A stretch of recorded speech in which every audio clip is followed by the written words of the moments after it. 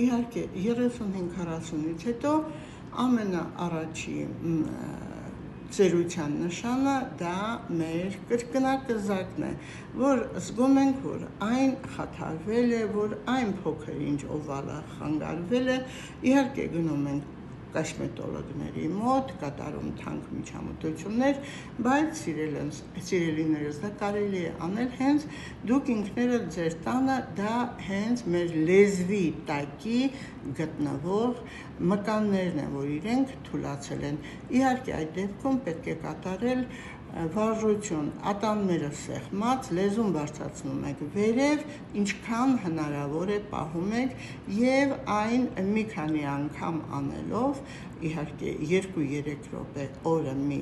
15 անգամ կատարելուց հետո կտեսնեք, որ որոշ ժամանակ անց ձեր մկանները